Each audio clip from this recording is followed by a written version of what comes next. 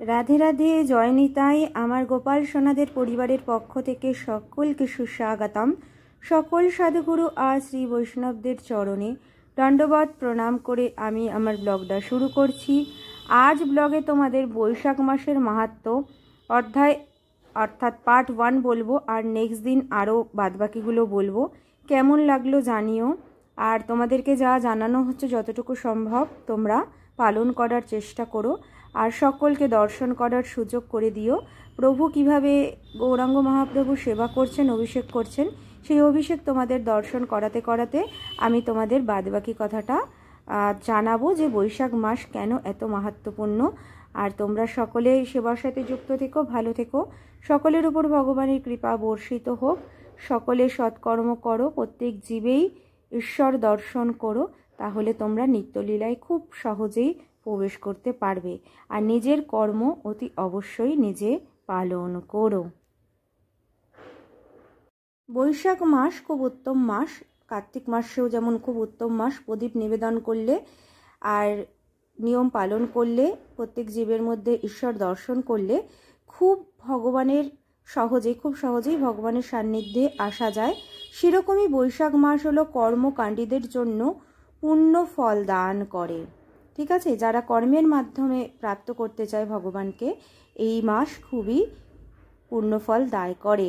পাপ ক্ষয়কারী এই মাসে অধিক হরির নাম জপ করতে হবে এবং প্রাতঃ স্নানের বিশেষ গুরুত্ব রয়েছে, সেগুলো তোমাদের পরবর্তী পর্বে আস্তে আস্তে জানাচ্ছি। আর এই মাসে তুলসী মাকে জল নিবেদনের বিশেষ মাহাত্ম্য রয়েছে। আর তুলসী মাকে সেবা করতে হবে। তুলসীতে ঘটি কলসি উপরে বেঁধে দিয়ে জল নিবেদন করতে হবে। আর প্রত্যেক গাছেই জল নিবেদন করতে হবে এবং আর উঠোনে একটু কোনো পাত্রে একটু জল রেখে দেবে, তাহলে এই যে পাখিরা পশুরা আছে তারা একটু জল পেতে পারবে, তাতে তাদের প্রাণটা বেঁচে যাবে। তার জীবজ্ঞানে শিব সেবা হয়ে যাবে আর তোমাদের কি হবে, সেই পুণ্য ফল লাভ করতে পারবে। আর এই বৈশাখ মাসে মন্দিরে সেবা সম্পদানের সহায়তা করলে, যারা সেবা করছে তাদের সহযোগিতা করলে, তীর্থে অবগাহন করলে, ব্রাহ্মণ বৈষ্ণবদের ভোজন করালে অধিক পুণ্য রয়েছে, অধিক পুণ্য লাভ করা যায়। এই বৈশাখ মাসে দান করলে, যজ্ঞ করলে, ব্রত করলে, স্নানের এক বিশেষ মাহাত্ম্য রয়েছে। এইসব করলেই, সকল কর্ম করলে সর্বপাপ বিনষ্ট হয়ে যায়। ধর্ম যজ্ঞ ক্রিয়া দিতে এই বৈশাখ মাস একদম খুবই গুরুত্বপূর্ণ। আর পদ্মপুরাণে পাতালখণ্ডে নারদ অম্বরীশ সংবাদে রয়েছে যে তিল ঘি শ্রীহরির প্রীতিবিধানার্থে দান করিলে ব্রাহ্মণকে কোটি জন্মের পাপ ক্ষয় হয়ে যায়। তাই তোমরা সকলে কিন্তু এই মাসে অধিক দান করো শ্রীহরির প্রীতিবিধানের জন্য। হরি বিনে কিছু নাই, হরি তিনি আমাদের সমস্ত দুঃখ হরণ করে নেয়। আর এই বৈশাখ মাসে ভগবত প্রসাদ ভোজন, এই প্রসাদ পাওয়ার এক বিশেষ গুরুত্ব রয়েছে। ব্রহ্মচর্য অনুষ্ঠান পালন করা, প্রাতঃ স্নান করা, ইন্দ্রিয়কে সংযম করা, সমস্ত খারাপ বস্তু থেকে, সমস্ত খারাপ চিন্তা থেকে নিজেকে সংযম করা, হরি পূজা অবশ্যই কর্তব্য। আর রয়েছে ব্রাহ্মণকে, বলেছি যে ব্রাহ্মণকে তিল দান করতে হবে, জল, স্বর্ণ, অর্ণ, বস্ত্র, ছত্র অর্থাৎ ছাতা দান করার বিশেষ মাহাত্ম্য রয়েছে এই বৈশাখ মাসে। তাই তোমরা কিন্তু সকলেই কিন্তু দান করো। আর যারা দুস্থ মানুষ, দুস্থ ব্যক্তি, তাদেরকে ভগবানের ভোগ প্রসাদ নিবেদন করো এবং তাদেরকে একটু জল দান করো। এই মাসে কিন্তু জল দানের বিশেষ মাহাত্ম্য রয়েছে।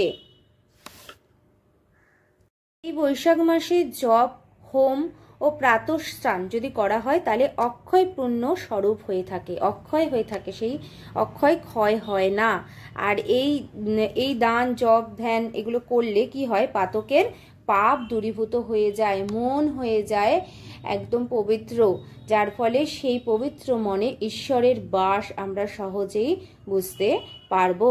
তাই তোমরা সকলে ভগবানের সেবার সাথে যুক্ত থাকবে, নিজের ইন্দ্রিয়কে অবশ্যই সংযম করবে, আর যে দুঃখী ব্যক্তি সেই দুঃখী ব্যক্তিকে তার দুঃখ মোচন করাতে সাহায্য করবে।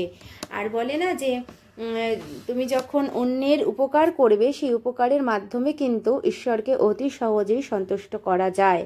তাই সকলের জন্য কিছু না কিছু করতে হবে, আর সেবার সাথে তোমরা যুক্ত থেকো। আর ভগবানকে সাথে নিয়ে সমস্ত কর্ম যখন আমরা করব, সেই সমস্ত কর্মই কিন্তু আমাদের কাছে যে স্বীকৃতি স্বরূপ হয়ে যায়, পাপ পুণ্যের অধিক হয়ে যায়। তাই সবসময় ভগবানকে ধরে রাখতে হবে, ঈশ্বরকে বলতে হবে, হে প্রভু, আমি তো কিছুই জানি না, তুমি যা করাও আমি তাই করি, আমি তো তোমার অবশ সন্তান, আমি তো তোমায় ভুলে যাই, তুমি তো আমার পিতা মাতা, তুমি আমার সব কিছু, তুমি আমার হাতটা ধরে রাখো, তাহলে কিন্তু আমি এই সমস্ত কর্মই একদম সুষ্ঠুভাবে করতে পারবো। তাই তুমি আমাকে করিয়ে নিও, আমি করব এমন ক্ষমতা তো আমার নাই।